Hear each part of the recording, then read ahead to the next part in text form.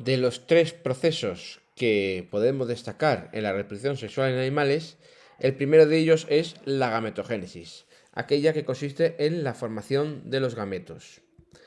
Existen dos tipos de gametos, el masculino, que es el espermatozoide, y el femenino, que es el óvulo. Vamos a considerar el primero de él.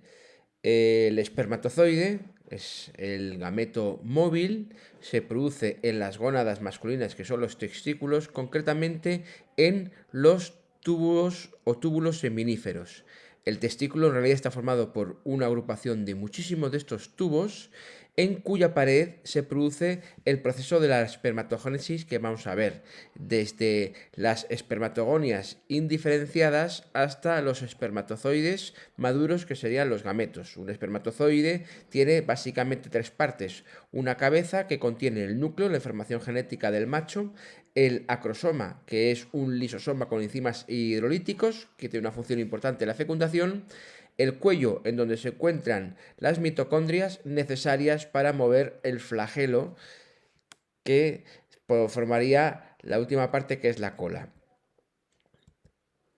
El proceso de la formación de espermatozoides es la espermatogénesis. Hemos visto que se produce a lo largo de la pared del túbulo seminífero y consiste, como en todos los procesos de gametogénesis, en cuatro fases: multiplicación, crecimiento, maduración y diferenciación. En la primera fase de multiplicación, las espermatogonias van reproduciéndose por mitosis para obtener gran cantidad. Luego hay una fase de crecimiento que en el caso de la espermatogénesis es prácticamente inexistente, porque realmente son gametos que se quedan con pequeño tamaño. Deben ser de pequeño tamaño para poderse mover mejor. Entonces ya esta breve fase, con un pequeño aumento de tamaño, se convierten ya en espermatocitos de primer orden. Estos espermatocitos de primer orden entran en la fase de maduración en el proceso en la etapa donde se produce la meiosis, produciéndose espermatocitos de segundo orden en la primera división meiótica, ya son haploides, y espermátidas cuando se completa la segunda división meiótica. Por último, existe una importante fase de diferenciación en que hay una reorganización de orgánulos y estas células adquieren ya la conformación de un espermatozoide maduro con su flagelo. El óvulo sería el gameto femenino y se produce en los ovarios, que serían las gónadas correspondientes. De hecho, se forman en una estructura que se denomina folículo ovárico, que sería este de aquí.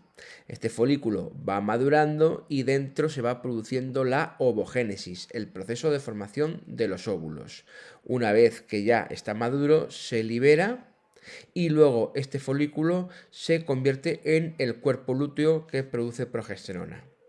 Un óvulo es una célula grande e inmóvil que contiene un núcleo en una posición excéntrica, un citoplasma con bastante vitelo, el vitelo es la sustancia de reserva, y luego una serie de membranas, unas envolturas, que sería primero la membrana plasmática, como tienen todas las células; luego a continuación una membrana vitelina, que es una envoltura secundaria que ejerce una protección mecánica, pero también garantiza la especificidad de la fecundación. Esto es, que se unan estos óvulos con espermatozoides de la misma especie, algo que es importante en los casos de fecundación externa.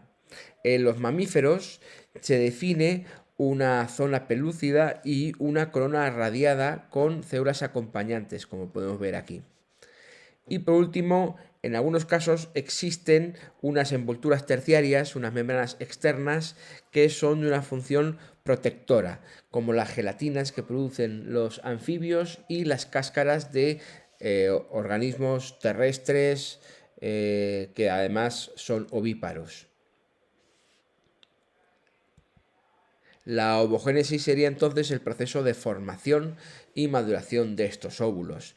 Contiene las mismas fases a nivel general que la espermatogénesis, a diferencia de la última fase de diferenciación, que aquí es prácticamente inexistente. Por tanto, hay una primera fase de multiplicación en la cual las ovogonias van multiplicándose por mitosis.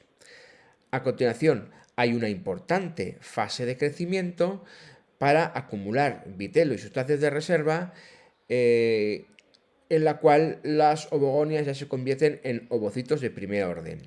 Estos ovocitos de primer orden, que son todavía diploides, entran en la meiosis en la fase de maduración, como pasaba también la espermatogénesis, y la primera división meiótica genera un ovocito de segundo orden ya haploide, porque es la división reduccional de la meiosis, y un corpúsculo polar, un primer corpúsculo polar. Esto se debe a un reparto totalmente asimétrico del citoplasma, es decir, el ovocito se queda con todo el citoplasma y el corpúsculo polar queda muy reducido, lo vemos aquí, y acaba degenerando. Por tanto, este único ovocito de segundo orden que ha quedado vuelve a experimentar la segunda división meiótica y ya origina un óvulo haploide y un segundo corpúsculo polar. Aquí pasa otra vez lo mismo, hay un reparto simétrico del citoplasma y por lo tanto el óvulo almacena todo el citoplasma con el vitelo y las sustancias de reserva y el segundo corpúsculo polar acaba degenerando.